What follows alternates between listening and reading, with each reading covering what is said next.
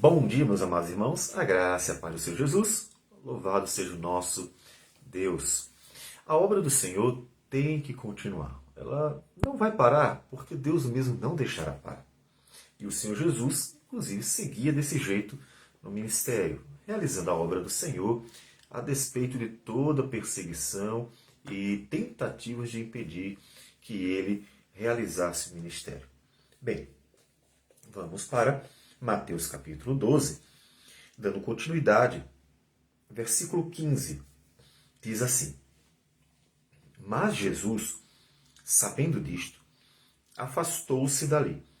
Muitos o seguiram, e a todos ele curou, advertindo-lhes, porém, que o não expusessem à publicidade, para se cumprir o que foi dito por intermédio do profeta Isaías: Eis aqui o meu servo que escolhi, o meu amado, em quem a minha alma se compraz.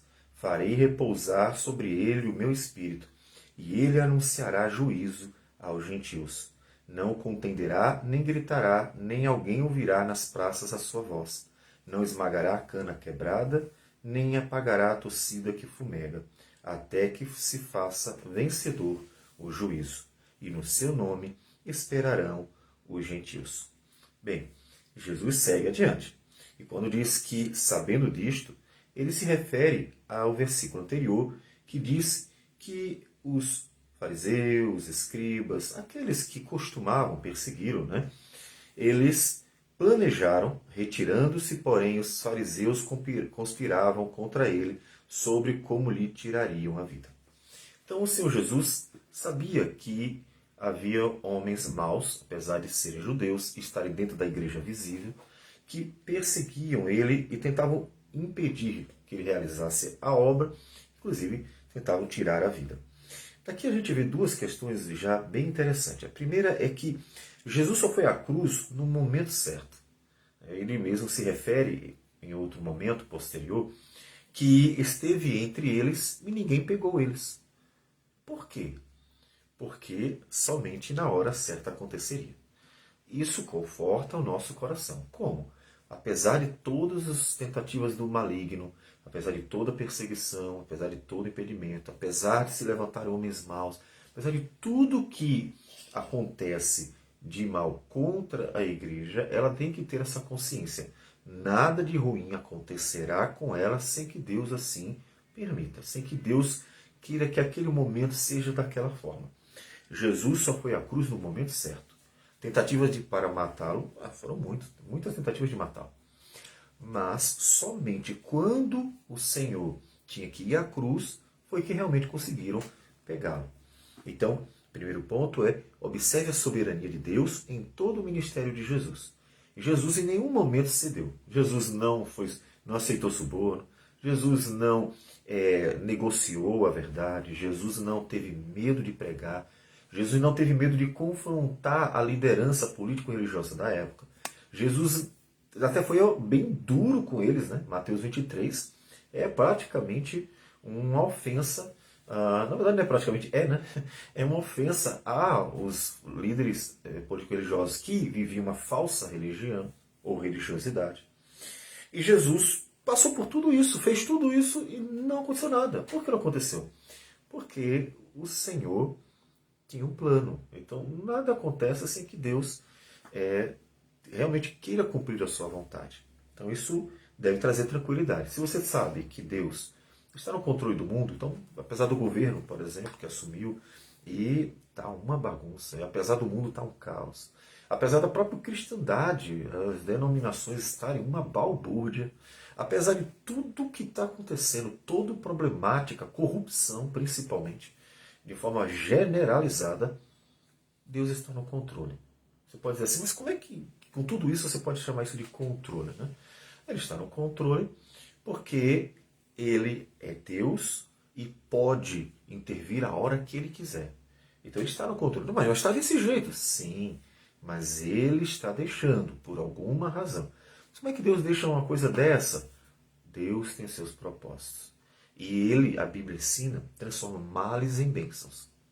Inclusive, até o Judas e os fariseus, com toda a inveja e com toda a maldade deles, terminaram se tornando instrumentos para uma coisa boa que eles não sabiam.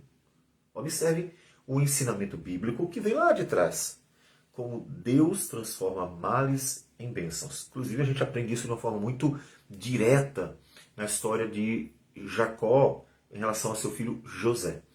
Que José passou por toda aquela tribulação e ele entende que Deus transformou os males em bênçãos para salvar muitas vidas. Aquela história, é exatamente uma figura ou uma história profética, tipológica, que aponta para o que aconteceria com Cristo. Você vê essa relação com Cristo bem evidente no fato dele ter sido o instrumento da salvação. Então, nós vemos ali que Deus transformou males em bênçãos. E como é que Deus transformou males em bênçãos aqui? Nós temos a maldade deles, que no devido tempo, no tempo da sabedoria de Deus, terminou sendo um instrumento para entregar Jesus à cruz, e foi por meio dessa cruz que ele nos salvou. Então, observe que Deus é poderoso para intervir. Deus é poderoso para usar até os homens maus, ou seja, não importa quantos homens maus estejam ao nosso derredor, não importa quantos maus governantes subam ao poder, juízes levianos que nós temos em nosso país, e tudo isso. Deus é poderoso para matá-los, Deus é poderoso para intervir, Deus é poderoso para tirá-los, Deus é poderoso para usá-los para fazer alguma coisa. Então, já que Deus pode fazer o que Ele quiser, então está tudo sob controle. Entende? Não, as coisas não estão sob controle porque elas estão bem. Está tudo bem, então está tudo sob controle. Normalmente esse é o raciocínio humano. Não é esse o raciocínio bíblico correto. O raciocínio bíblico é tudo está sob controle porque Deus pode tudo. Logo, caso não esteja do jeito que você gostaria, é porque Deus tem algum plano que você não está contemplando. Como é difícil a gente entender os planos de Deus, captar os planos de Deus detalhadamente, a gente sabe o plano maior, né? A história da redenção. Mas os particulares, né? Como Deus age em cada geração, isso aí a gente não tem como saber, porque Deus não quis revelar. Então a gente tem que confiar. Senhor, as coisas não estão bem como a gente gostaria, mas eu confio. E o que a gente faz então, enquanto confia no Senhor? Aí vem uma segunda lição, que eu gostaria de dividir em 2 pontos. Um deles está aqui, o outro eu vou relembrar da Bíblia, mas não está exatamente nesse texto. O primeiro é, Jesus foi cuidadoso, mas Jesus, sabendo, afastou-se. Então, a primeira coisa que ele vai fazer é fugir desses homens maus. A gente não precisa querer necessariamente briga. É claro que numa guerra civil, a gente vai tomar o partido necessário para defender a nação, a família. Mas, no dia a dia, Jesus nos ensina, vai fugindo. Os discípulos faziam isso também. Os discípulos, os apóstolos, não foi só Jesus. Eles, quando estavam diante da perseguição, eles iam se esquivando para continuar a obra. Porque o propósito aqui é que a obra continue. Não pode impedir. Esse é um ponto fundamental.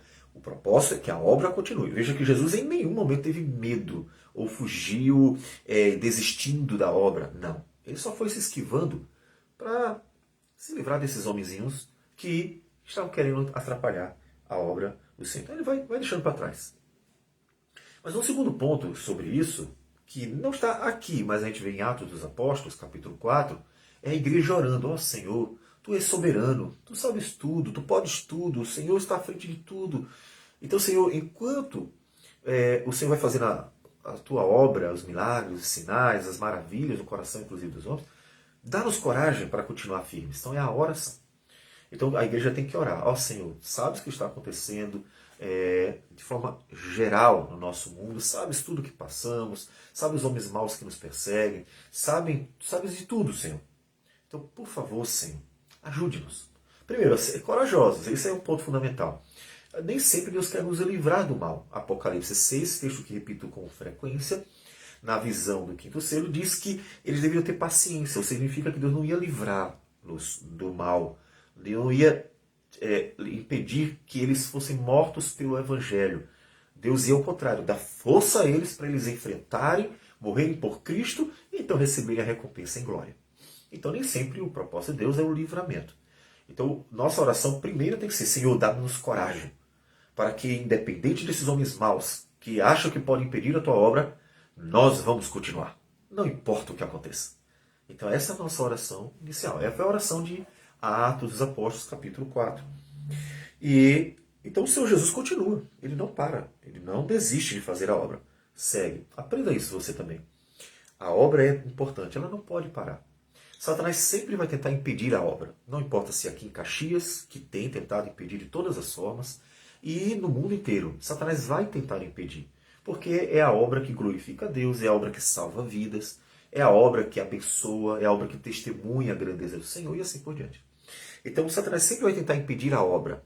Por isso a igreja tem que ser corajosa. Não importa quantos homens tentem nos impedir, tentem nos atrapalhar, tentem fazer com que não preguemos o evangelho que glorifica a Deus e salva pecadores e transforma vidas. Nós temos que continuar. Esse é um ponto fundamental. Nós já falamos em outros momentos. A igreja, ela vence não quando ela é rica, não quando os prédios são bonitos, não quando as coisas estão aparentemente bem. Muito pelo contrário. Laodiceia era a igreja mais rica, era a igreja que tinha tudo e era a igreja mais miserável que tinha. A ponto de Deus dizer assim, eu vou vomitar vocês. Vou vomitar. Vocês são como comida podre. Tá? Eu vou vomitar. O vômito é algo que não está fazendo bem. Jesus não estava se sentindo bem com aquela comida, que era Laodiceia. Laodiceia era uma igreja que Jesus disse, eu vou vomitar vocês. Não dá mais. Se vocês não se ajeitarem, não vou continuar suportando. Então, a vitória da igreja não está na sua aparente prosperidade. Muito pelo contrário. Boa parte da história mostra que quando a igreja enriqueceu, estava aparentemente bem, ou seja, a estrutura estava boa, ela se tornou poderosa, ela decaiu. Caso contrário, não teria sido necessária a reforma. Né? E foi o período em que a igreja estava enriquecendo e assim por diante. Então, o que diz que a igreja está bem é a sua vida. Né? Inclusive, como dissemos ontem. É uma vida que normalmente aponta para a simplicidade em Cristo Jesus. Por quê? Porque o foco é Cristo. Então, a obra do Senhor não pode parar. E o que é a obra? É a pregação da palavra. O que é a obra? É cuidar de vidas. O que é a obra? É conduzi-las em Jesus. E assim por diante. Então, a obra não pode parar. Jesus não para. Não pare você também. Não deixe de pregar a verdade, a palavra de Deus. Não é crendices, nem tradições, nem invenções. Gente, não se prega denominação, não se prega aquilo que os homens acham, não se prega nem mesmo homens famosos, não se prega nada disso. Se prega Cristo. A nossa pregação é Cristo e este crucificado, morto e ressurreto. Esse é o coração da mensagem. Paulo pregava Cristo por onde ele ia passando. E essa tem que ser a nossa mensagem. Tá? Você verá a glória de Deus na pregação de Cristo. O resto, pregar coisas que os homens inventam por aí, costumes, usos, tradições e além de outras coisas mais, não foi o que o Senhor nos ordenou. Então, pregar Cristo. Mas, olha que coisa interessante. Jesus advertiu que eles não expusessem a publicidade. Bom, ele disse para se cumprir o texto, né? E aí o texto fala de duas coisas. Uma é exatamente isso, que o servo do Senhor, que ele se refere ao Messias, o ministério dele não seria um ministério de aparências. Ele não estaria preocupado com isso. É interessante que aqui o texto ele é um confronto com os fariseus, porque o próprio Senhor Jesus disse que os fariseus faziam questão de serem chamados de mestres, faziam questão de aparecer para todo mundo, de orar em público, de se vestir de forma excepcional. Eles faziam questão de chamar a atenção. Bem o que a gente está vendo hoje com muitos pastores, infelizmente. Que Deus tenha misericórdia deles. Não é necessário. Jesus era um homem simples. O Filho de Deus se vestia como qualquer pessoa. É uma coisa que a gente, como pastor, precisa aderir. Jesus não tinha uma roupa especial para momentos especiais. Ele era uma pessoa simples. É claro, com decência, com tudo certinho. Mas Jesus não chamava atenção para si. Né? Os fariseus não faziam questão de chamar atenção. Eles gostavam de aparecer mesmo. Preferiam as primeiras cadeiras. Né? Então eles gostavam de sentar lá na frente para todo mundo ver que eles eram os homens, abre aspas, né? Homens de Deus. Então, os fariseus gostavam disso. E aí o texto, ele contrapõe Jesus sendo o Rei dos Reis, o Senhor da Glória, o Deus de tudo. Estava no meio da multidão, simples, vestido comum, nada especial. Qualquer um que olhasse para ele, não daria a menor bola para ele. Então, ele é exatamente um contraponto. Né? E isso deve nos estimular, porque isso mostra que Deus não está preocupado com a aparência. E Deus não quer que a gente chame a atenção para si. Você não precisa chamar a atenção para você, para o seu nome, seja lá o que for. O foco é a obra. Veja, ele ia completar a obra, ia atrair todos a ele, inclusive, mas com simplicidade, com uma vida de pregação. O propósito é a pregação fiel. E vem um outro ponto aqui importante também. É que nisso nós vemos outra vez a soberania de Deus. É interessante que há um raciocínio bobo em nossos dias que é precisamos fazer de tudo para atrair as pessoas, fazendo coisas as mais pirotécnicas possíveis. Aí tem gente que bota até jogo de fumaça dentro da igreja, e aí as pessoas inventam de tudo, e elas querem chamar a atenção das pessoas para dentro da igreja, mas não precisa. Jesus, ele disse, olha, não divulguem para ninguém, deixa quietinho, deixa, eu vou fazendo a obra. Ele ia fazendo, ele ia pregando, ia curando, ia fazendo a obra, mas não me exponham. E mesmo assim as pessoas iam vindo.